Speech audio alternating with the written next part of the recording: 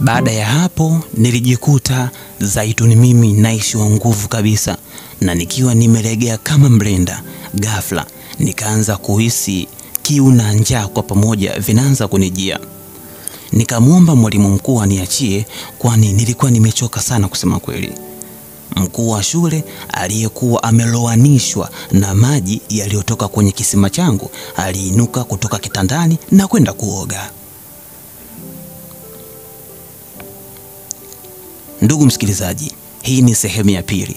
Sehemu ya pili ya simulizi nzuri kabisa na ya kusisimua, simulizi ya chombezo inayokwenda kwa jina la Usichana Wangu, na msimulizi wako Lee. Niite kama Lee. Kama haujafuatilia sehemu ya kwanza, na kusihi ungeanza kwanza na sehemu ya kwanza ndio tuendelee na hii sehemu ya pili. Angalizo, kama uko chini ya miaka 18 tafadhali usisikilize hii simulizi. Lakini pia kama hupendi chombezo, yani yale masimulizi ya mahaba, kama hauyapendi pia usisikilize. Lakini kama ni mpenzi wa chombezo, basi tuendelee na mkasa wa binti Zaituni, msichana mdogo kabisa, misukosuko aliyoipata. Basi nisikuchoshe, tuendelee na sehemu yetu ya pili. Mkuu wa shule alitangulia yeye bafuni kuoga, na baadaye nikafuata mimi, na hayo yalikuwa ni majira ya alfajiri. Baada ya hapo nikavaa nguo zangu na kuketi sebuleni, huku mkuu wa shule akiendelea kufanya mambo yake. Sasa nilimwomba funguo, yani funguo ya mlango, ili nifungue niweze kuondoka. Nikaendelee na ratiba zangu nyingine za shuleni pale, kwa sababu nilikuwa naogopa sana. Sasa nilipomwambia mwalimu kwamba nataka kuondoka, mwalimu akaniambia kwamba kesho anataka kwenda na mimi huko mkoani kwenye kikao cha wakuu wa shule, yani atasafiri na mimi. Sasa nikawa najiuliza, mkuu wa shule anataka kusafiri aende na mimi kwenye hiko kikao cha wakuu wa shule, kwani mimi ni mkuu wa shule? Nikiwa nimeketi sebuleni, nilimwona mkuu wa shule anatoka chumbani mwake akiwa na mafuta na kuanza kujipaka, huku akiwa na taulo peke yake. Zaituni mimi niliinama na kutizama pembeni, nikiwa napiga mihayo ya njaa muda huo. Baada ya kuona hivyo, mwalimu mkuu aliniambia kuwa nichemshe chai, kwani vitafunwa havikuwa tatizo. Vilikuwepo vitafunwa vingi mle ndani mwake.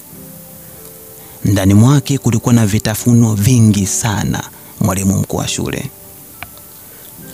Basi mimi binti nilianza kukataa, lakini nikajikuta nakubali na kuwasha jiko la gesi na kisha kubandika sufuria ya chai jikoni. Wakati nasubiri chai ichemke, mwalimu mkuu aliniletea pilipili na tangawizi vilivyokuwa vimesagwa pamoja na kuchanganywa, yani vimekuwa kama unga ili niweze kutumia kama kiungo cha kwenye chai. Mwalimu mkuu akasema, tumia hivi viungo, chai itakuwa maridadi sana. Siku hiyo nilijishangaa sana, yani naanza kupika kwenye nyumba ya mwalimu mkuu. Yani nimejiamini vipi kupika kwenye nyumba ya mume wa mtu? Vipi kama mwanamke wake akitokea hapa na akinikuta? Au habari hizi za mimi kuja ndani kwa mwalimu mkuu akizisikia Alex, itakuwaje? Bila shaka Alex ataanza kunichukia na atasitisha ukaribu wangu wote katika masomo. Lakini kwa sababu nilikuwa bado sijatolewa usichana wangu, nikaona hapa nimepata cha kujitetea, yani ninacho cha kujitetea.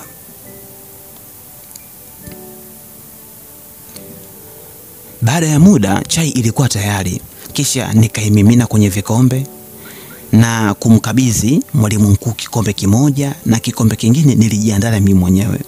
Nilifungua kabati na kutoa mikate na kuibwaga kwenye sahani mbili. Moja nilijiwekea mimi na sahani nyingine ilikuwa ni mahususi kwa ajili ya mkuu wa shule. Yani ndugu msikilizaji, Zaituni mimi nilikuwa nafanya vile kama mwenye nyumba au kama mke mle ndani. Baada ya kuona hivyo, mwalimu akaniambia kuwa nirudishe sahani moja na wote tule kwenye sahani moja. Na tukatumia sahani moja kunywa chai ambayo kusema kweli chai ilikuwa ni tamu sana na ilikuwa ina ladha ya kipekee. Nilianza kunywa chai huku nikiwa natizama upande wa pili, kwani nilikuwa naona aibu sana kumtizama mkuu wa shule. Mwalimu akasema, Zaituni, kwa nini unatizama pembeni mpenzi? Nitizame bwana. Kwa nini unatizama pembeni? Nilikosa majibu ya kumpa, kisha nikaendelea kula huku nikiwa kimya. Baada ya kupata chai, sasa kidogo mwili wangu ukaanza kupata joto na uchovu. Mwalimu mkuu akasema anajiandaa ili aweze kuanza safari yake ya kwenda huko mkoani. Sasa mimi bado nikawa namsisitizia na kumwambia kwamba nahitaji funguo ili nifungue mlango niondoke, kwa sababu tayari asubuhi pamekucha. Mwalimu mkuu alitoa sauti ya mshangao mara baada ya kusikia kwamba nataka kuondoka kwa mara ya pili. Aliniambia kuwa tayari ameshakata tiketi 2 za kusafiri, hivyo tukishafika wilayani atakodi gari binafsi ndio tutakayoenda nao kwenye hiko kikao chake. Nilishindwa kabisa kumbishia, lakini niliishia kuhamaki sana. Basi nilibaki tu kumsikiliza mkuu wa shule akiwa anasema hayo maneno yake. Alimaliza kuvaa na kisha akanipatia kitenge kimoja ili nijifunge tuweze kuanza safari ya kuelekea huko mkoani. Bila shaka kile kitenge kilikuwa ni kitenge cha mwanamke wake. Jamani, kifupi mwalimu mkuu alikuwa akinitorosha pale shuleni.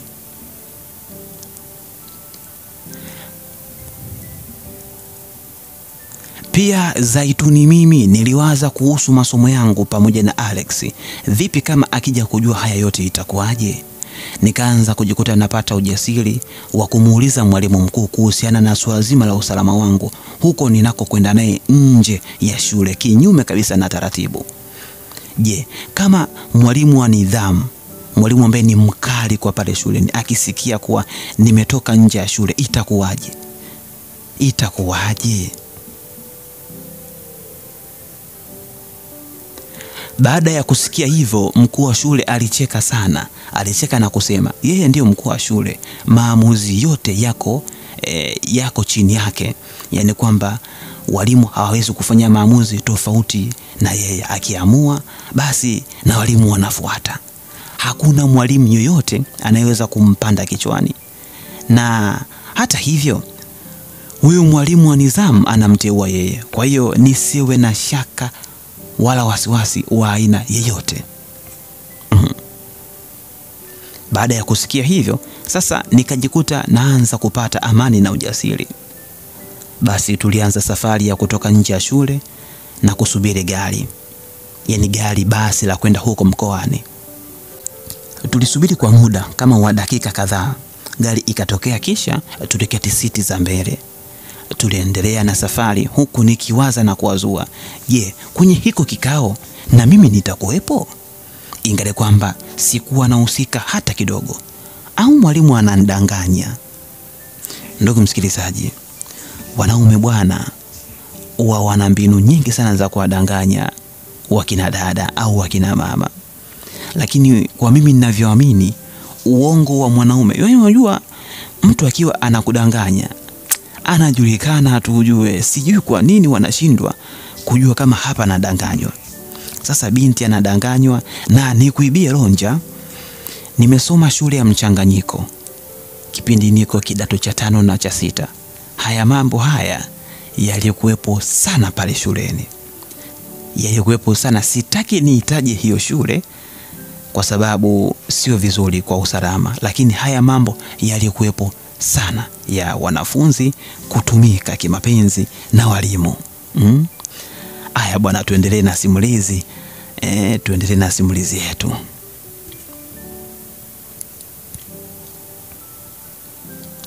Zaituni akaendelea kusema kwamba hatimaye tukafika wilayani, kisha tukashuka na mkuu wa shule alikodi gari na kuniambia niingie ndani ya lile gari, atakuja punde.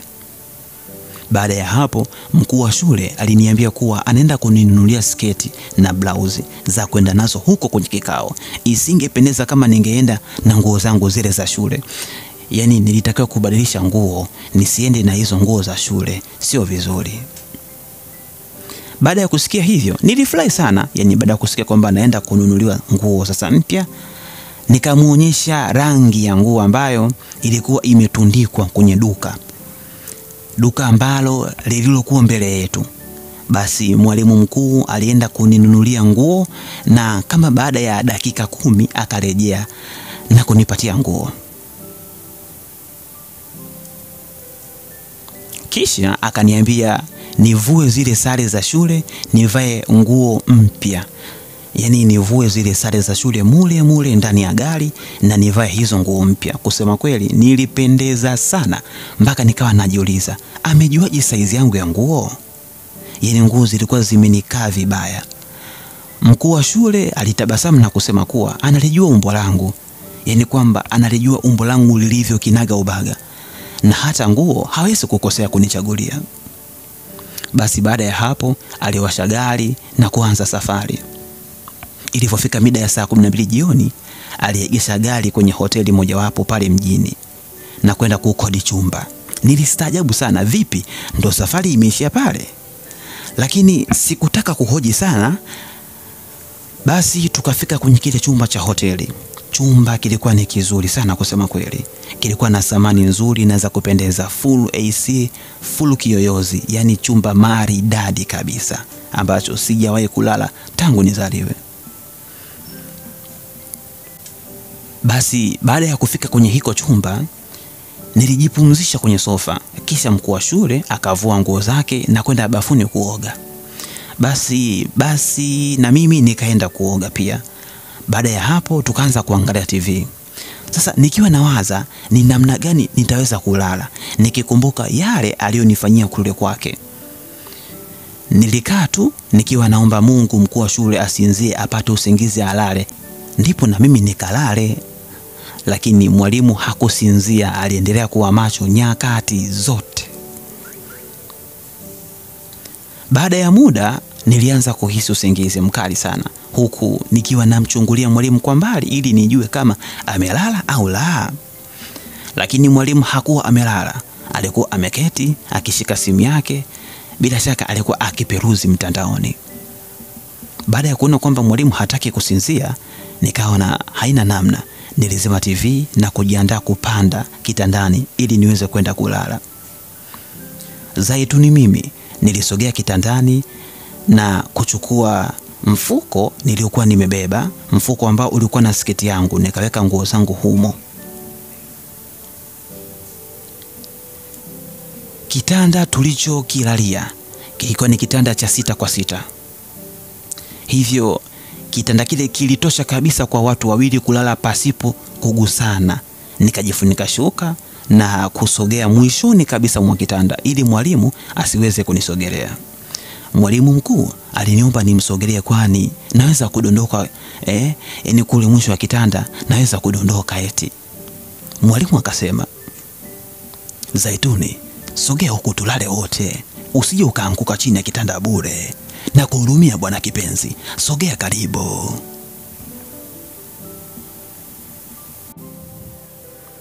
Basi mimi nikamjibu mwalimu kwamba hapa nilipolala mimi panantosha.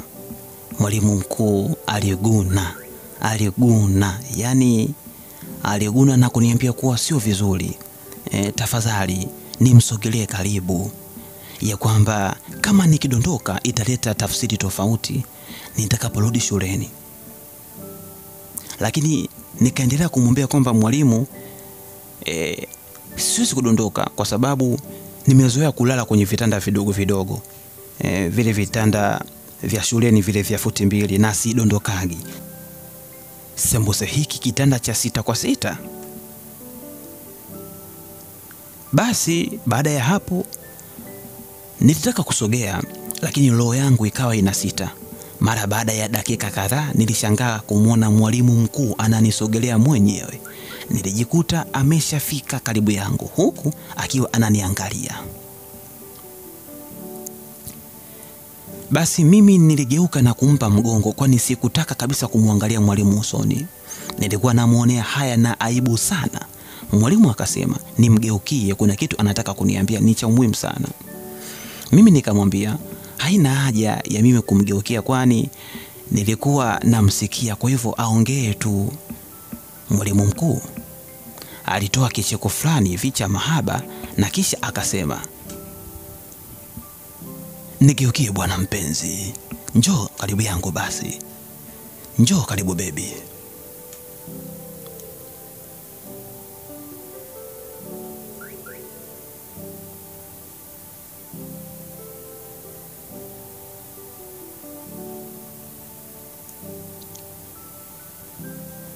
Mwalimu mkuu alifurahi sana baada ya kuona naanza kumgeukia, na kisha akaanza kusema kuwa kesho kuna zawadi nyingine nzuri ana mpango wa kunipa.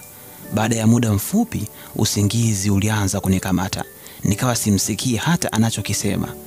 Majira ya kama saa 7 saa 6 za usiku nilizinduka toka usingizini nikiwa nahisi kama kuna kitu fulani kinanigusa. Ghafla nilistuka na kujikuta niko ndani ya shuka moja na mwalimu mkuu, nikiwa sina nguo hata moja. Yaani mwalimu alikuwa amenivua nguo zangu zote. Kusema kweli nilikosa cha kumwambia, lakini sikupenda kabisa kwa kitendo kile alichonifanyia. Mwalimu aliniomba samahani usiku huo na kuniambia kuwa amenivua sketi ili niweze kupata usingizi mzuri. Yaani kwamba ili niweze kupata usingizi mzuri, kwa sababu kulikuwa kuna hali ya hewa ya joto. Kulikuwa kuna hali ya hewa ya joto, kwa ndo maana kanivua sketi yangu eti. Alizidi kunisogelea na kunishika mgongoni kisha kunivutia kwenye ubavu wake. Mwalimu mkuu kifuani mwake kulikuwa kumejaa manyoya, akaanza kuyaburuza kwenye chuchu zangu. Nilijisemea moyoni. Nikajisemea moyoni mwangu kwamba leo hata afanye vipi sitoweza kumpa anachotaka, kwa sababu bado nilikuwa nahisi maumivu ya jeraha ambalo aliloniachia Alex kule pindi nilipoingia kwenye mabweni ya wavulana.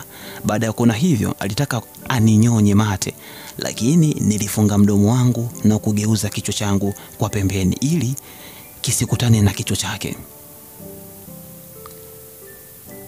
Zaituni mimi niliendelea kuwaza na kuwazua kwa nini nimekuja huku, kwa nini, lakini sikupata majibu.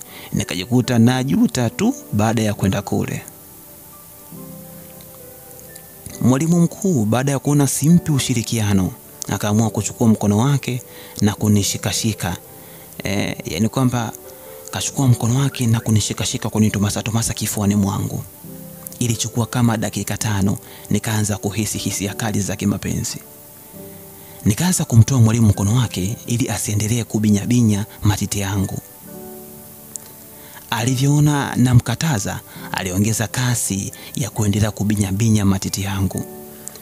Muda huo nikaanza kupata mwasho mkali sana kwenye papuchi yangu. Nilianza kuhema kwa kasi.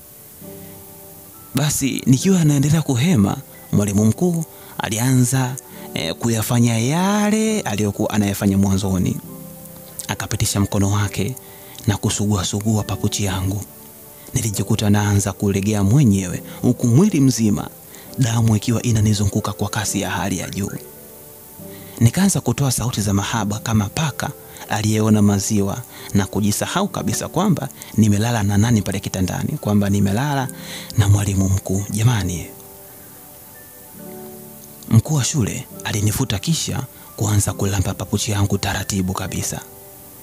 Nilijikuta natupa miguu yangu huku na kule. Nilijikuta naanza kutaja majina ya sayari nikiwa sijui ni kwa nini nayataja hayo majina.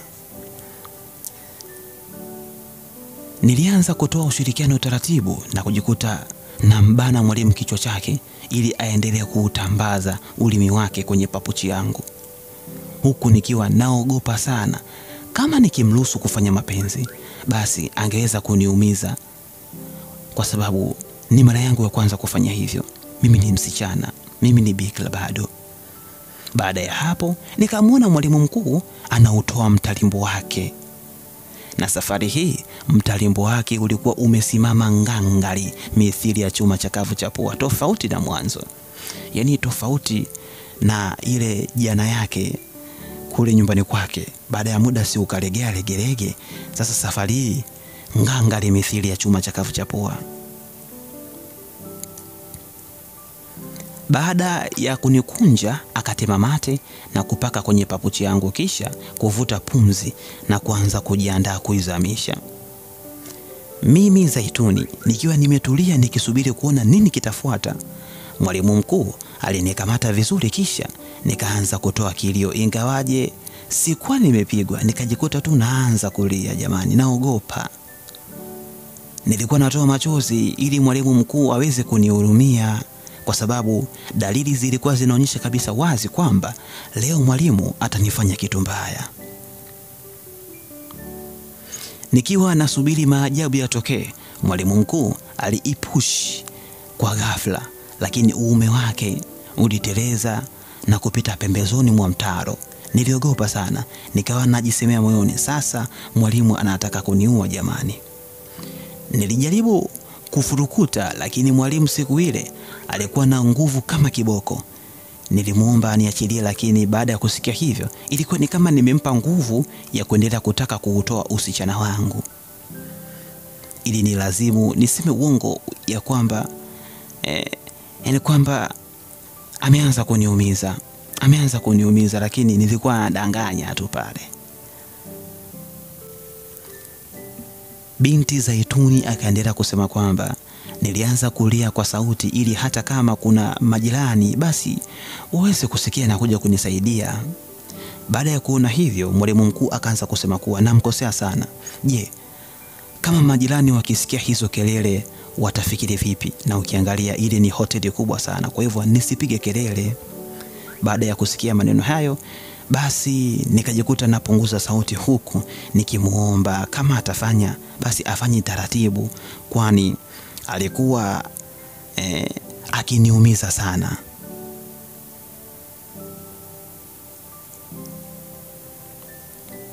Mwalimu alikubali na kusema kwamba atafanya taratibu, wala hakuna maumivu yoyote ambayo nitakayoyapata. Mkuu wa shule aliacha kuichezea papuchi yangu, akahamia kwenye kuzibinya chuchu zangu tena kwa mkono mmoja, na huku mkono wake mwingine akinipapasa mapajani taratibu.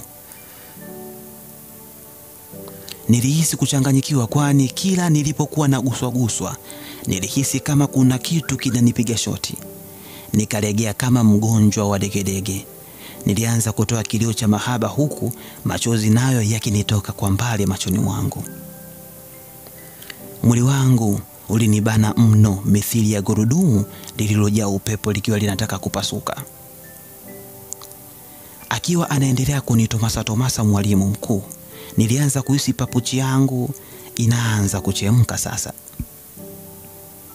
Papuchi inaanza kupata unyevunyevu.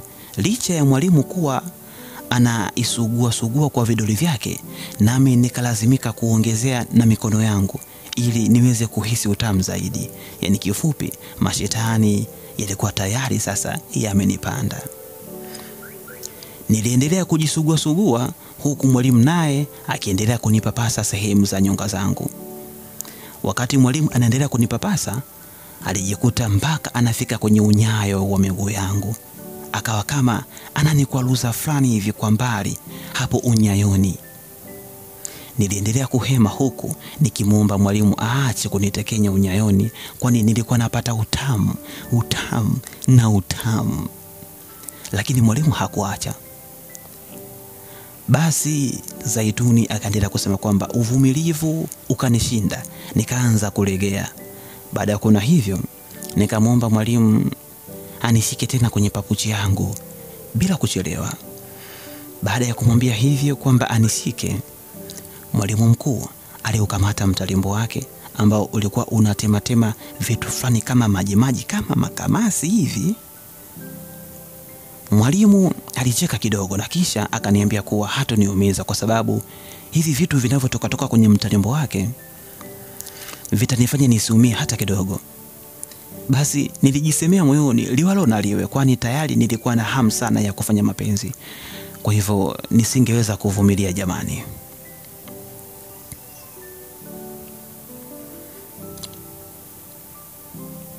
Alinishika kwenye papuchi yangu na kuanza kuniwekea mtalimbo wake kwa juu.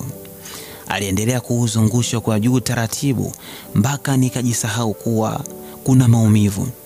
Nilianza kuwaza kama akiutoa usichana wangu, nitamwambiaje Alex ambaye yeye ndiye mwanaume wangu wa kwanza kuuona mwili wangu. Yaani Alex ni mwanaume wangu wa kwanza kabisa kuuona mwili wangu. Pia nilimwahidi kuwa tutafanya siku nyingine, na si hivyo tu, nilitokea kumpenda na kumkubali sana Alex kuliko hilo lijibaba jamani. Wakati nawaza kimoyomoyo, kumbe mwalimu mkuu pale kitandani aliyekuwa ananipimia alisukuma mtalimbo wake kwa nguvu, lakini ukaishia nje, haukuweza kuzama ndani. Mungu wangu, nilianza kutokwa na damu fulani hivi, hazikuwa nyingi, na kisha kumwambia mwalimu aniache nikaoge, ameniumiza jamani. Nikiwa bado nahisi maumivu, mwalimu hata hakujali. Mwalimu mkuu alitaka kuuzamisha kabisa mtalimbo wake. Basi baada ya kuona vile, ilinibidi nijiongeze kwa kuongeza sauti za kulalama na kuongeza juhudi za kutapatapa kitandani. Baada ya kuona nafanya vile, alinisogelea na kuniomba niwe mvumilivu na kunidanganya kwamba akishazamisha mtalimbo wake basi maumivu yote yatakwisha, yaani sitoumia tena. Na akaendelea kusema kwamba hata siku nyingine nikifanya basi sitoumia. Niliendelea kumsikiliza huku nikianza kuhisi maumivu makali kabisa, maumivu makali ndani ya papuchi yangu. Akanisogelea na kutaka kuanza kuninyonya mate, lakini nilikataa kwa kukopesha midomo yangu na midomo yake. Aliona abadilishe utaratibu sasa mwalimu mkuu na kuanza kunilamba masikioni kwa kuuzamisha ulimi wake na kuuzungusha ndani ya masikio yangu, kitendo ambacho kilinifanya niache kuhisi maumivu ndani ya papuchi na kujikuta naanza kulegea tena. Raha zilianza kunipata tena mtoto mimi. Mapigo yangu ya moyo yakaanza kwenda kwa kasi kwa mara nyingine. Baada ya hapo, mwalimu mkuu aliamua kunilalia kwa juu na kuyashika matiti yangu na kuanza kuupitisha mtalimbo wake katikati ya matiti yangu. Nilijikuta na garagara huku mwalimu akiwa anaendelea kufanya mambo hayo ya kipekee kabisa.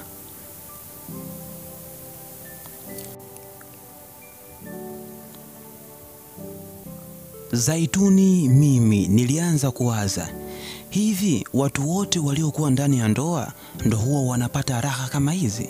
Nikakosa majibu ya maswali ambayo niliokuwa najiuliza. Kadiri mwalimu alivyokuwa anazidi kuupitisha mtalimbo wake katikati ya matiti yangu, papuchi yangu ilizidi kuniwasha ikitaka kukunwa. Nilijikuta mawazo yananipotea kabisa na kuanza kutamani kuingizwa tena. Lakini niliogopa sana na kuona aibu mno, kwani ilikuwa ni siku yangu ya kwanza, nisingeweza kabisa kustahimili mshindo. Nikiwa naendelea kutoa kilio cha furaha, nilihisi vitu kama barafu lakini vya moto vikiwa vinanirukia kutoka kwenye mtalimbo wa mwalimu mkuu pale kifuani. Hivyo vitu vikanipelekea kugeuka na kuangalia nini kimetokea. Kumbe mwalimu alikuwa amenimwagia mbegu zake. Nilihisi aibu sana na nikainamisha uso wangu chini. Mwalimu mkuu akaanza kutafuta taulo na kisha kunisafisha na kujisafisha na yeye pia kwenye mtalimbo wake.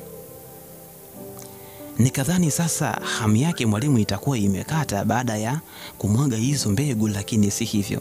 Aliniomba aendelee huku akiniahidi zawadi ya 200,000 kama nikimkubalia. Akaniahidi kwamba atanipa 200,000 cash kama nitavumilia maumivu ambayo pengine nitayapata. Baada ya kusikia hiyo 200,000, ni kama nilianza kushawishika hivi, ingawa sikusema mdomoni, lakini kifupi nilikuwa nimekubali. Nikaanza kutanua miguu yangu kwa mbali ili kuonyesha kuwa nimekubali. Mwalimu mkuu baada ya kuona hivyo alianza kuchezesha kichwa chake, kichwa cha mtalimbo wake kwenye papuchi yangu, lakini niliendelea kumsihi kuwa asije kuniumiza. Mwalimu mkuu baada ya kuona nimelainika aliuchukua mtalimbo wake na kuupiga juu ya papuchi yangu. Baada ya kufanya hivyo kwa muda wa dakika 5, nikajikuta naanza kupata nguvu ya kumkumbatia mwalimu nikiwa napiga kelele za mahaba. Baada ya kuona kuwa sina ujanja tena, alipiga magoti kisha akanivuta karibu yake na kuniandaa ili afanye kweli. Nilikuwa naogopa kuwa kama mwalimu akizamisha basi sitokuwa na uwezo wa kutembea, kwa maana nitaumia sana. Niliendelea kuwaza huku nikiwa namchungulia mwalimu kwa mbali, mwalimu aliyekuwa ana haha kama mbogo aliyejeruhiwa. Huko nami nikiwa natamani azamishe kwani nilikuwa nawashwa sana. Mwalimu akaanza kujiandaa kwa mara nyingine. Akasogeza kiuno chake nyuma kama mchezaji anavyosogeza kiuno chake akijiandaa kufunga goli la penalti. Ilikuwa ni kama bahati yangu. Alivyokuwa akijiandaa nami nilikuwa namuona wakati anajiandaa. Hivyo nilimkwepa kidogo baada ya kupush mtalimbo wake. Kitendo cha mimi kukwepa kikafanya mwalimu apitilize mtalimbo wake na mtalimbo wake ukatua upande wa kitanda. Mungu wangu. Niliamka huku nikishangaa sijui nimekwepaje lile shuti. Baada kama ya dakika 2 niliona damu zinatoka kwenye mtalimbo wa mwalimu mkuu. Kumbe nilivyokwepa mtalimbo wake, mtalimbo ulienda kugonga kwenye mbao ya kitanda na kupasuka kidogo kwa upande wa chini huku, na ndio maana alikuwa anatoka damu. Nikatoka kitandani na kukimbilia bafuni kuoga, lakini nilikuwa nahisi huruma sana kwa sababu mwalimu kaumia. Naye mwalimu baada ya kuona nimeenda kuoga, naye alienda kuoga pia. Na alivyokuwa anatoka, nilimuona akiwa anachichimea, yani alikuwa ameumia sana baada ya kugongesha mtalimbo wake kwenye kitanda.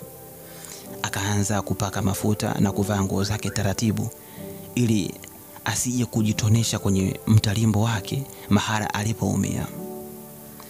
Baada ya kuvaa nguo zake, mwalimu akaniambia kumbe kikao kimeahirishwa, sasa inatakiwa mimi na yeye turudi shuleni. Na kesho yake basi safari ya kurudi shule ikaanza, huku nikiwa nimebadili nguo na kuvaa tena nguo za shule.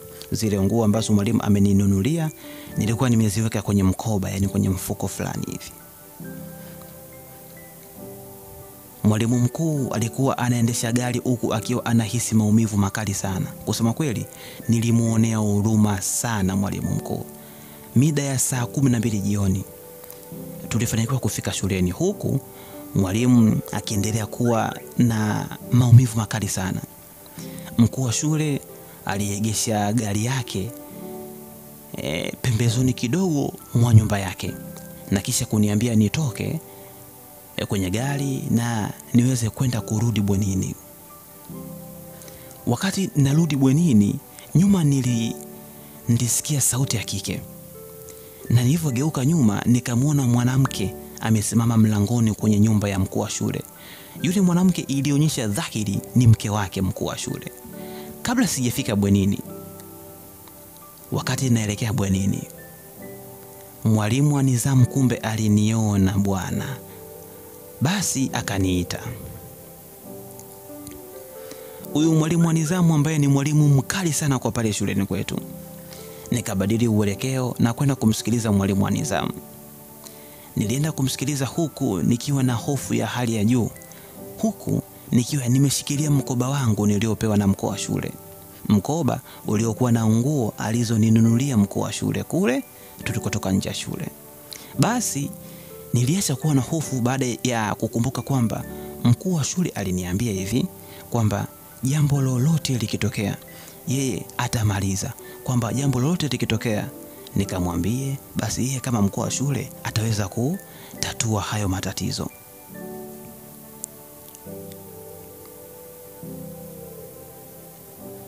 Basi tulifika ofisini mimi na mwalimu wa nidhamu. Mwalimu akaanza kunihoji kwamba nilikuwa wapi na kwa nini niliondoka shuleni bila ruhusa, kwani yeye ndiye mtu pekee atoaye ruhusa za kutoka nje ya shule. Mwalimu wa nidhamu alikuwa ni mkali sana. Alinilazimisha niandike maelezo yenye nakala 4. Ndani ya maelezo nieleze nilikuwa wapi, nilienda kufanya nini pia. Mwalimu wa nidhamu aliendelea kunitisha na kusema kwamba kama itabainika nilitoroka shule, basi nitafukuzwa shule.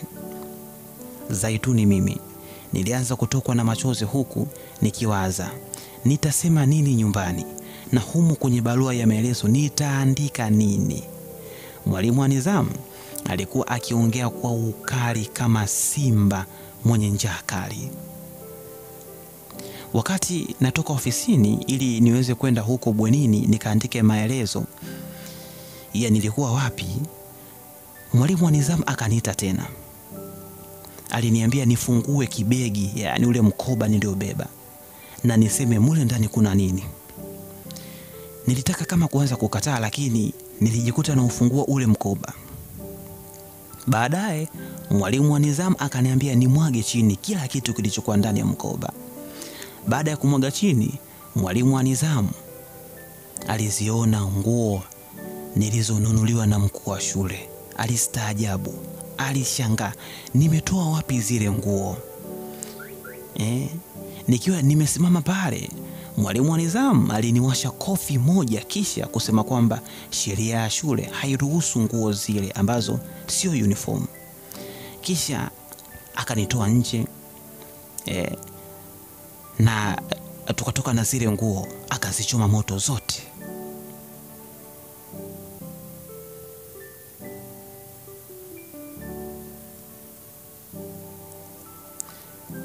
Alizichoma moto nguo zote nilizozawadiwa na mkuu wa shule.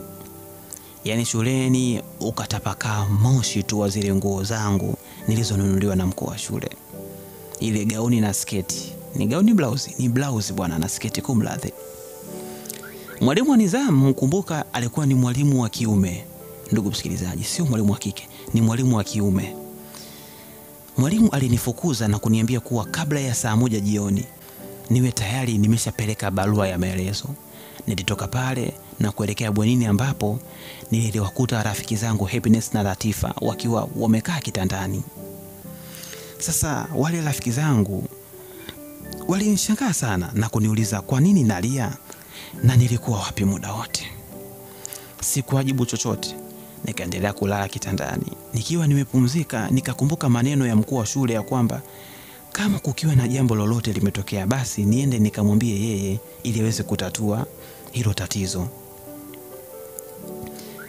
Basi baada ya kukumbuka maneno hayo ya faraja ya mkuu wa shule, niliamka na kujifuta machozi na kisha kwenda kumuona mwalimu mkuu nyumbani mwake.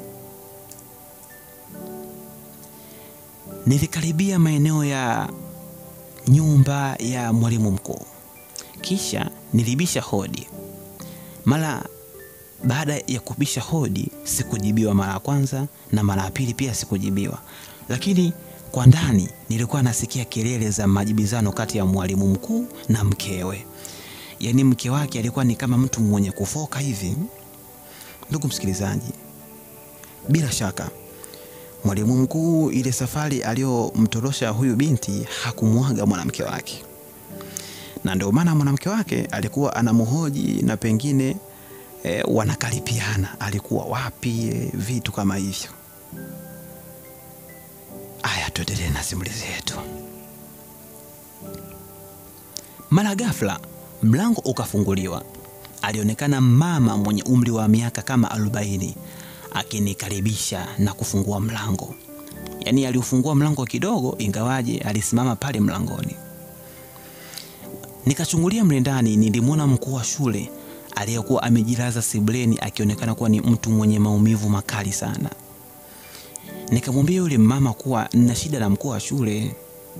Mkuu wa shule aliuliza, "Anayemhitaji ni nani?" Aliuliza kwa nguvu na kwa hasira. Wakati yuko ndani hapo, basi mimi nikiwa nje nikataja jina langu Mkuu wa shule baada ya kusikia hivyo alifanya kama hanijui na kuuliza kuwa nina shida gani. Yaani aliuliza kwa ukali nina shida gani na nataka nini. Nilijikuta machozi yanazidi kunitoka huku nikiwaza, muda unazidi kusonga mbele.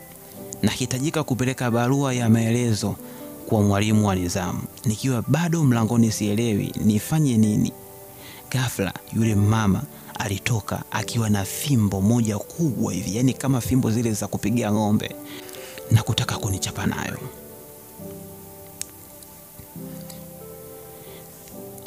Nilifunga mlango kwa kasi, lakini fimbo ilifanikiwa kunipata kidogo mgongoni, japo sikupata maumivu. Nilitimua mbio kutoka kwenye ile nyumba ya mkuu wa shule na nikaanza kujilaumu kuwa mambo tayari yameshaharibika sasa. Tayari mambo yamekuwa si mambo. Basi nilipogeuka, nilimwona yule mama akitaka kurusha jiwe. Nilizidi kukimbia ili niweze kujinusuru nafsi yangu. Nikiwa nakimbia mbele, nilimwona Alex akiwa na wasichana kadhaa wakiwa wameshikilia madaftari na vitabu. Nikajikuta najikwaa na kudondoka chini zaituni mimi. Niliumia sehemu ya magoti na sehemu ya kiwiko na kutokwa na damu kidogo. Basi baada ya dakika 5 Alex na wale wasichana walikuwa tayari wameshafika pale ambapo mimi nilikuwa nimedondoka na kuanza kuniuliza, je, ni kitu gani kinachonikimbiza? Sikuweza kuwajibu kitu. Badala yake niliongeza kilio na kulia kwa uchungu na kwa kwikwi. Yaani mwalimu kanikataa. Mwalimu kanisaliti. Nitafanyaje mimi jamani? Mwalimu kweli. Kwa hiyo kaniahidi ahadi ya uongo kwamba atanitetea, lakini amenikataa. Sasa muda huo na tafakari usaliti wa mwalimu mkuu, wale wasichana waliokuwa na Alex walimwambia Alex kwamba waondoke kwani wameshachelewa kwenda kujisomea. Lakini Alex hakutaka kuniacha hivi hivi. Aliwaambia kwamba watangulie naye atakuja baadaye. Yaani kiufupi, si unajua tena watu wa kike wakawa wanaongea kwa kejeli. Haya bwana. Nilijipangusa vumbi na kisha kumwambia Alex aniache kwani sikuwa vizuri na nisingeweza kumjibu chochote. Basi baada hapo nilirudi bwenini na kuanza kuandika barua kwani muda ulikuwa umebaki kama dakika 40 hivi. Nilipoanza kuandika barua nikajikuta naandika mistari 4. Nilikuwa nakosa cha kuandika kabisa. Wazo likanijia niende kwa mwalimu wa nidhamu nyumbani kwake ili nikaongee naye. Nilihitaji kwenda kumuomba msamaha. Kwa sababu mwalimu wa nidhamu licha ya ukali wake pia ni mtu ambaye ana ucha Mungu, kwa sababu alikuwa ni mwalimu anayesimamia chama kimoja wapo cha kitume. Vyama vya kitume vya sekondari. Unajua kuna Kasfeta, wa Kristo wale wa Katoliki wana TYCS, wa Sabato wana nini? Wana sijui kasa, sijui asa, sijui kasa, sijui. Nimesahau kidogo. Waislamu sijajua wana nini chama chao kinaitwaje cha sekondari. Yaani vile vyama vya kitume vya shuleni. Sasa huyu mwalimu alikuwa ni mlokole safi kabisa wa Kasfeta. Kwa hivyo nilipiga moyo konde nikasema liwalo na liwe. Ngoja niende nikaongee na mwalimu nyumbani mwake, pengine atanielewa. Kama maji ya kisha mwagika hayazoleki, basi hapa kwangu ndio yamesha mwagika hivyo.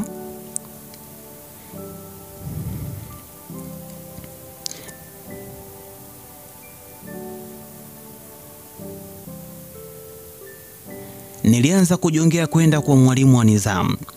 Nyumba yake ilizungukwa na fence ya wavu.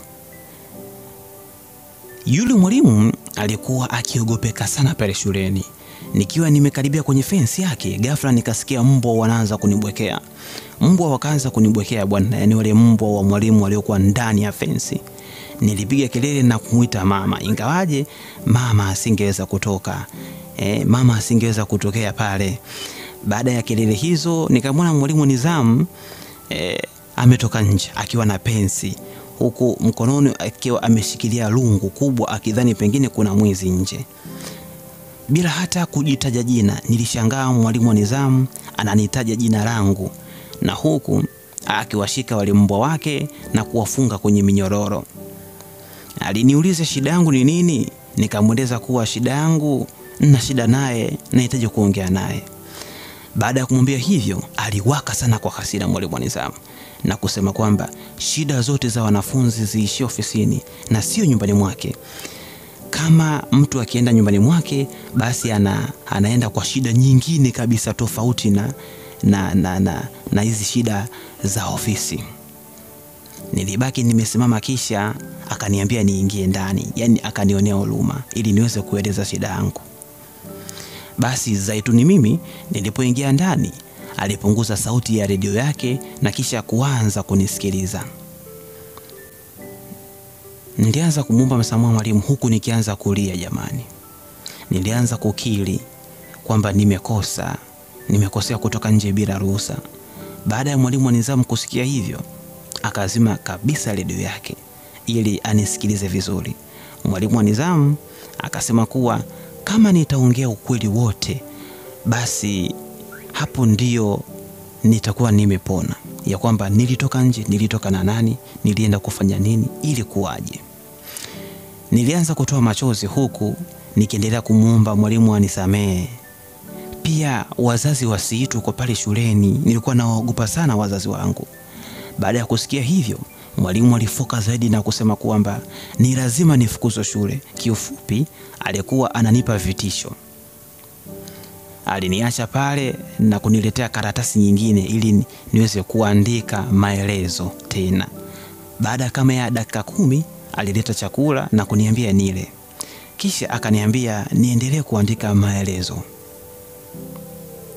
Baada ya hapo, mwalimu alienda kufunga mlango wake na kusema anaenda kulala, lakini nikimaliza kuandika nimwite ili aje achukue hayo maelezo. Lakini nikajikuta napata usingizi na kudondosha karatasi chini. Nilivyozinduka, nilienda kumgongea mwalimu wa nidhamu chumbani mwake. Akanifungulia mlango na akaniambia niingie, niiweke hiyo karatasi ya maelezo mezani. Nilistaajabu sana, lakini ilinilazimu niingie. Baada ya mwalimu wa nidhamu kuniambia niingie ndani, ilinilazimu niingie. Basi nilivyoingia, mwalimu akaniambia niende nikafunge mlango, akidai kwamba mbwa wanaingia ndani. Haya, nikaenda kufunga mlango huku nikimuona na yeye mwalimu akinyanyuka akidai kwamba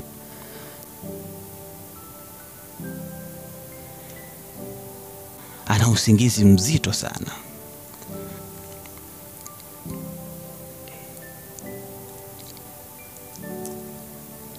Baada ya kunyanyuka, alielekea kitandani mwake na kisha akajilaza huku akiwa amening'iniza miguu yake chini. Baada ya hapo, mwalimu wa nidhamu akaniambia nisogee karibu.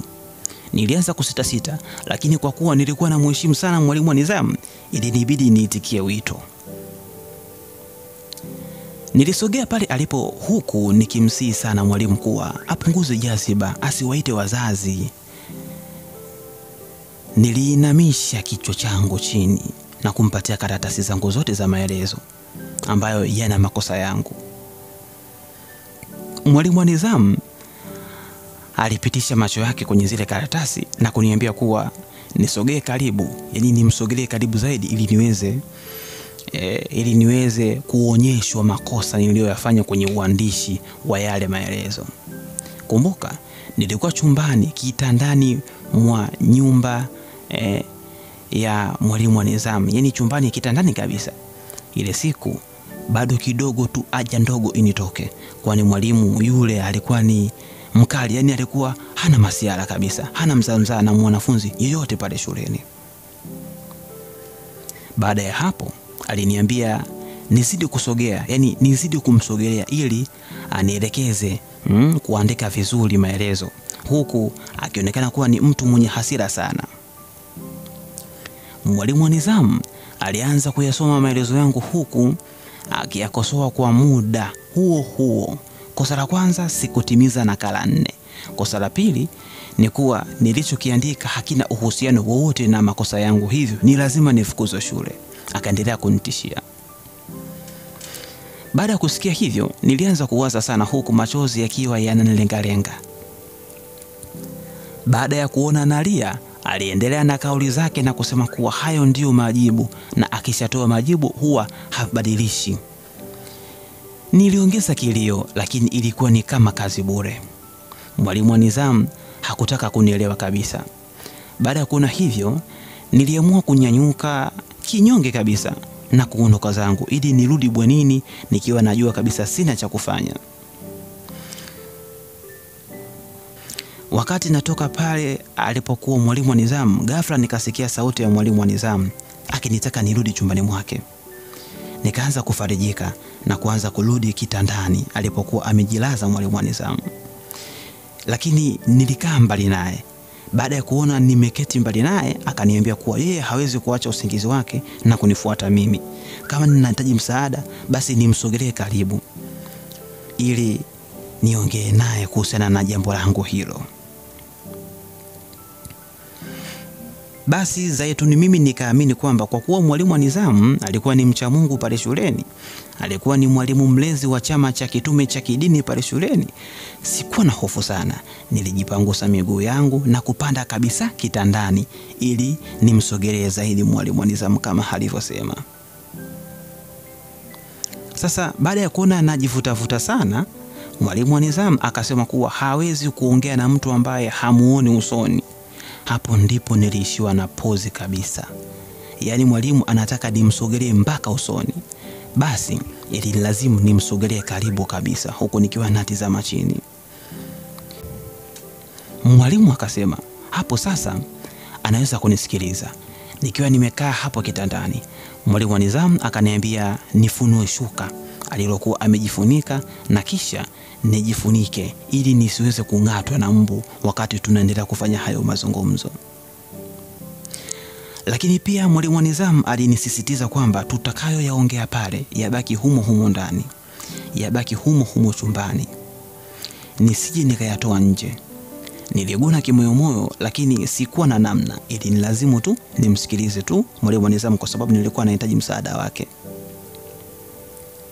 Nilifunga macho na kisha nikafunua shuka na kujikuta tuko ndani ya shuka moja na mwalimu wa nidhamu. Macho ukiyazuia kuona yatakulazimisha uone tu. Baada ya kujifunika shuka moja na mwalimu wa nidhamu, nilichokiona humo kilinifanya nipige kelele za kimoyomoyo. Mwalimu wa nidhamu hakuwa na nguo hata moja. Nilibahatika kuuona mtalimbo wake uliokuwa mkubwa mithili ya mkono wa mtoto. Mawazo yalianza kunijaa ghafla.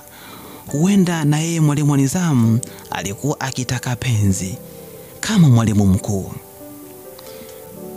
Dalili nilianza kuziona kabisa kuwa hata mwalimu wa nidhamu na yeye anataka kungonoka na mimi. Alianza kunipapasa na kunivuta sketi yangu na kudai kuwa natakiwa nipunguze nguo wakati wa hayo mazungumzo. Ndani ya dakika kadhaa alifanikiwa kunivua t-shirt yangu pamoja na sketi yangu.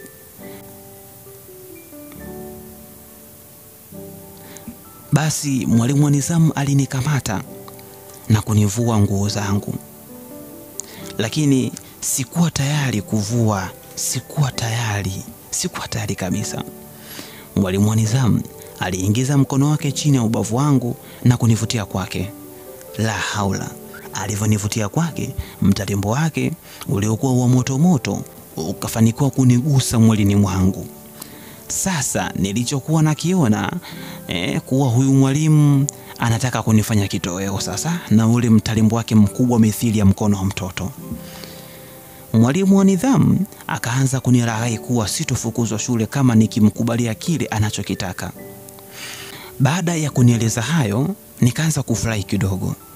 Niliona mtalimbo wake ukiwa umejaa damu ya kutosha na kuufanya usimame barabara. nilijikuta naanza kujawa na woga, yaani woga mkubwa sana, huku nikiwaza na kuwazua hilo dude lote likiniingia si nitakufa. Wakati nikiwa naendelea kutafakari, nilijikuta na yeye yaani kwamba nilijikuta mimi niko chini na yeye yuko juu yangu, huku akitaka kuingiza dude lake. Yaani mwalimu wa nidhamu hakuwa romantic kabisa. Bora hata wakina Alex pamoja na mwalimu mkuu wanajua kumuandaa mwanamke, lakini si huyu mwalimu wa nidhamu. Mungu wangu. Mwalimu wa nidhamu hakuwa ameniandaa kabisa. Kwa hiyo papuchi yangu ilikuwa ni kavu. Kusema kweli, sikuwa na hamu hata kidogo ya kufanya mapenzi. Nikamwambia mwalimu ya kwamba anaweza kuniumiza. Baada ya kusikia hivyo, mwalimu akaanza kuniandaa taratibu. Akaanza kushika mtalimbo wake uliokuwa na kichwa mithili ya yai la bata na kisha kuuzungusha kwenye papuchi yangu. Baada ya kuona naanza kuloaloa, akaikamata miguu yangu kwa nguvu na kuitanua, mmoja kulia mwingine kushoto. Baada ya hapo akanivuta kuelekea kwenye kiuno chake. Nilimwambia mwalimu wa nidhamu kuwa siko tayari na isitoshe nina maumivu makali sana ya mwili. Nikiwa nahangaika kumuomba aniache, nilihisi kitu chenye mgandamizo mkubwa kinanigusa kwenye papuchi yangu. Kumbe ulikuwa ni mtalimbo wa mwalimu wa nidhamu ukiwa umelenga kwenye papuchi yangu. Lakini haukufanikiwa kuingia ndani kwa sababu kwanza ulikuwa ni mkubwa sana, lakini pili mimi bado ni msichana. Nilijiviringisha na kuanza kutokwa na damu kidogo kutokana na mchubuko wa jeraha nililokuwa nalo. Baada ya kuona damu hizo, mwalimu hakustuka hata kidogo. Alikuwa akisema kuwa amekaribia kutimiza lengo lake. Mwalimu wa nidhamu bila shaka alijua kabisa mimi bado msichana, hivyo alikuwa anataka kuutoa usichana wangu kinaga ubaga.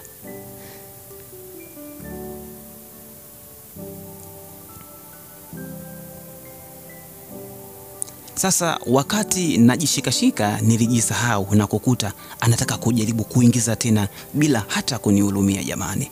Lakini ilishindikana kutokana kwamba mtalimbo wake ulikuwa ni mkubwa na mpana sana.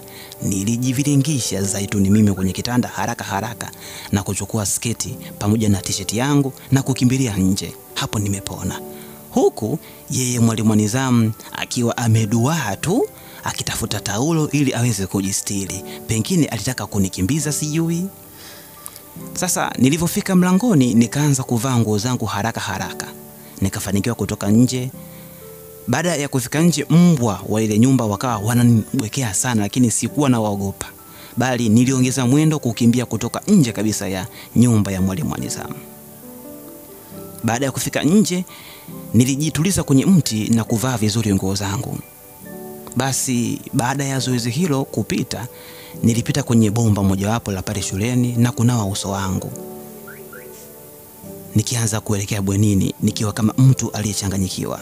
Huko bwenini niliwakuta rafiki zangu Happiness pamoja na Latifa. Lakini rafiki zangu walibaki kunishangaa, wasielewe kabisa ni nini kimenikuta.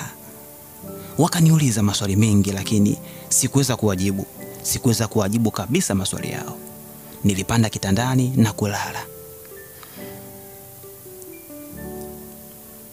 Zaituni mimi, kesho yake niliambiwa kuwa naitwa ofisini kwa mwalimu wa nidhamu. Mwalimu yule ambaye jana alikuwa anataka kulala na mimi kwa lazima kule nyumbani kwake. Nilistaajabu sana lakini nilijiandaa na kwenda huko ofisini kwa mwalimu wa nidhamu. Na nilipofika huko ofisini, nilikuta tayari barua zimeshaandaliwa na nimewekewa kwenye bahasha moja. Ilikuwa tayari nimepewa adhabu ya kurudi nyumbani kwa muda wa wiki 2. Yaani kitaalamu wanaita suspension. Suspension wanatoa ni kama adhabu hivi, unapewa suspension kwa wale ambao wasiojua unapewa adhabu ya kukaa nyumbani, ya kurudi nyumbani, ukae nyumbani tu kwa wiki 2, wiki 3 au wiki 1 afu baadaye ndo urudi shuleni. Sasa hii suspension yani kwamba inamuathiri mwanafunzi kwamba akiwa anakaa nyumbani anakosa vipindi. Lakini sasa kwa wanafunzi sisi sasa wa Tanzania, wengine wakipewa hiyo suspension ni kama wamepewa likizo. Haya bwana, tuendelee na simulizi yetu. Sasa baada ya kupewa hiyo barua Nikaambiwa kwamba pindi nitakaporudi tena shuleni nirudi nikiwa na wazazi wangu, kitendo ambacho nilikuwa naogopa sana kuwatoa wazazi kuwaleta pale shuleni. Mungu wangu. Mwalimu wa nidhamu aliendelea kusisitiza kuwa baada ya kunikabidhi hizo barua asinione niondoke mara moja. Basi alimuita mlinzi ili anisindikize nirudi bwenini nipange vitu vyangu kwa ajili ya kwenda nyumbani. Na kweli nikafanya hivyo na kutoka nje ya shule. Bahati nzuri nilikuwa na hela kidogo zile ambazo alizonihonga mkuu wa shule. Baada ya kufika stendi sikukuta magari ya kwenda Tanga. Njia pekee ilikuwa ni kukata tiketi leo na nianze safari kesho. Sasa na kwa kule kwamba na kwa ule mkoa sikuwa na ndugu hata mmoja, sikuwa na simu, sikuwa na mawasiliano. Shuleni hawataki kuniona. Nimefukuzwa. Nitafanyaje? Nilijikuta naanza kulia mwenyewe. Sasa kuna dereva bodaboda aliniona na kunifuata kisha akaniuliza nalilia nini? Ilinibidi nimuelezee yote mwanzo mwisho kwa kifupi kabisa. Baada ya hapo yule dereva bodaboda akanihurumia na kusema, pole sana, nitakusaidia. Utaenda nyumbani kwangu leo na hiyo kesho utarudi huko Tanga kwenu. Mimi nyumbani naishi na mke wangu, kwa hiyo atakuwa ni kama mama yako wa muda. Kwa hivyo binti, usiwe na wasiwasi, pole sana. Zaituni mimi niliona huyu ni mtu mwema sana kwangu. Nikamshukuru na kisha kupanda kwenye pikipiki yake bila uoga na kuelekea huko nyumbani mwake. Huko njiani nikiwa naomba Mungu asiwe mtu mbaya. Tulivyokuwa tunakaribia nyumbani kwake alipunguza mwendo wa pikipiki kisha akaisimamisha na kuniambia kwamba tutembee kwa mguu kwa sababu huko mbele barabara ilikuwa ni mbovu. Tulipofika kwake akafungua mlango na kunikaribisha ndani na kunipokea mabegi yangu na kuyaweka chumbani. Muda si mrefu alionekana mtu, yani ni mwanamke fulani hivi, alionekana kuwa na furaha sana baada ya kuniona mimi. Alikuwa na ukarimu. Ni mwanamke wake bila shaka. Basi baada ya kupokelewa kwa ukarimu na mwanamke wake, kitendo kile kilinifanya nijisikie kuwa ni mtu mwenye furaha na amani. Alienda jikoni na kuandaa chai kwa ajili ya kula. Yule bodaboda alimuita mwanamke wake nje ili wakazungumze faragha. Baada ya muda mfupi walirudi ndani na kunipa pole. Nilifurahi sana na kujikuta na sahau majonzi niliyokuwa nimeyapitia. Jioni nilienda kuoga na kwenda kupumzika kwenye chumba walichoniandalia. Maisha yaliendelea vizuri. Baada ya kuzoea nami nikawa naingia jikoni kupika mara moja. Sasa ilikuwa sio kwamba nimeenda kukaa pale kwa muda eti kwamba wa siku moja ili kesho niondoke. Sasa tuliongea na kukubaliana kwamba nitakaa pale kwa muda wa huo wa hizo wiki 2 ili baada ya adhabu basi nirudi shuleni. Kwa hiyo swala la kurudi nyumbani Tanga likafa. Pia walinisihi nisiwe natoka nje kwa sababu ya kiusalama. Basi nilikaa pale kwa muda wa siku 10 na zilibaki siku 4 ili adhabu yangu niliyopewa kwa kule shuleni iweze kukamilika. Yule bodaboda akanikalisha kitako akiwa pamoja na mkewe ili niwasimulie tena kinaga ubaga yaliyojiri mwanzo mpaka mwisho. Walitaka kujua kila kitu ili siku ya mwisho wa adhabu basi wao ndo wafanye kama ndo wazazi wangu niweze kwenda nao kule shuleni, kwa sababu wazazi wangu walikuwa wanakaa mbali sana, na hata hivyo nilikuwa naogopa kwenda kuwaambia wazazi wangu haya yaliyonikuta. Nilianza kueleza kwa sababu sikuwa na namna. Nikawaeleza mwanzo mpaka mwisho ile issue ya mwalimu mkuu na mwalimu wa nidhamu kunitaka kimwili na sikuwa tayari. Baada ya kuwakatalia ndipo uhasama ukazidi kwangu. Walishangaa sana na kusema kuwa hawa walimu lazima watafunguliwa kesi ya ubakaji. Siku nyingine ilikuwa ni majira ya saa 4 asubuhi. Bodaboda yule alirudi nyumbani kwake, aliniita na kuniambia kwamba niingie chumbani ili tuweze kupanga mipango vizuri, kwa sababu zilikuwa zimebaki siku 3 sasa kabla ya kurudi shuleni. Nilianza kuwa na wasiwasi, lakini kwa sababu nilimuona ni kama mzazi wangu, hofu ikanitoka. Niliingia chumbani na kuniambia kuwa nifunge mlango ili watu wa nje wasije kusikia mipango yetu. Nilianza kuogopa. Mwishowe nilienda kufunga mlango kama alivyoniomba. Basi tulisuka mipango mikakati mingi sana ya kuweza kuwaandama walimu wale waliokuwa wananyanyasa kijinsia, na tulipanga kwenda shuleni kabla hata ya hizo siku 3 kuisha. Wakati tunaongea, nilianza kuona ghafla ameanza kuvua shati yake, kisha akavua suruali yake akidai kwamba anajisikia joto sana. Alianza kunisogelea kwa karibu na kuniomba nimsaidie kitu kimoja. Kama sitojali, basi nimsaidie kitu kimoja. Kabla sijajibu, nilianza kujiuliza kimoyomoyo, ni kitu gani hiko? Akaendelea kusema, "Je, niko tayari kumsaidia?" Nilivyosikia neno msaada, nikakumbuka jinsi nilivyosaidiwa na yeye mpaka kufika pale. Nikajikuta nasema niko tayari. Niko tayari kama hilo jambo liko ndani ya uwezo wangu. Baada ya hapo alicheka kidogo na kunishukuru kwa kuwa nilikuwa tayari kutoa msaada. Sasa muda si mrefu mwanamke wake alionekana kurudi nyumbani. Ghafla alichukua nguo zake na kuvaa haraka kutoka nje. Kisha kuzuga kama hakukuwa na kitu chochote kilichokuwa kinatarajia kutokea. Na huyo mbaba bila shaka alikuwa hananitaka. Niliwaza na kuwazua nikihisi kuwa na yeye alitaka kuniingilia kimwili. Baada ya kumaliza zile siku 3, basi tukabahatika kurudi shuleni, na kwa kuwa walimu walikuwa hawawafahamu vizuri wazazi wangu wa uhalisia, waliamini kabisa wale ndio wazazi wangu. Basi tulifika shuleni na bodi ya shule ikaweka kikao na wazazi wa shule nzima. Nami niliitwa ili nilitoe ushahidi mbele ya kikao. Baada ya hapo, mwalimu mkuu na mwalimu wa nidhamu walifunguliwa mashtaka wa makosa ya unyanyasaji wa kingono. Nami Zaituni nikabaki kuwa salama bini msalimina. Nilibaki kuwa na usichana wangu.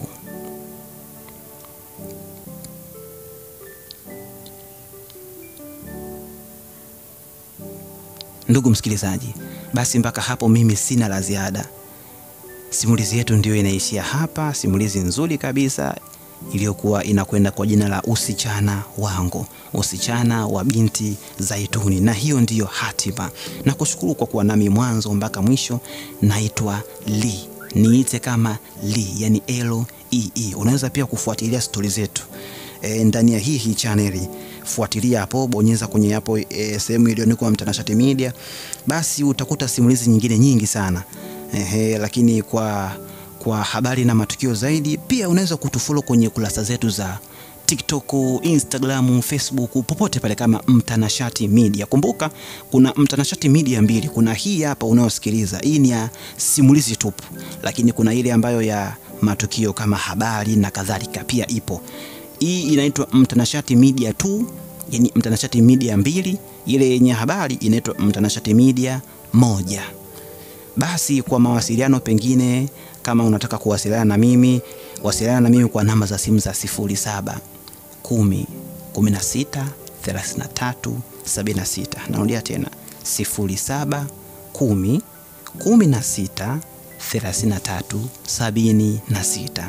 Mimi sina la ziada. Nashukuru sana. Asante.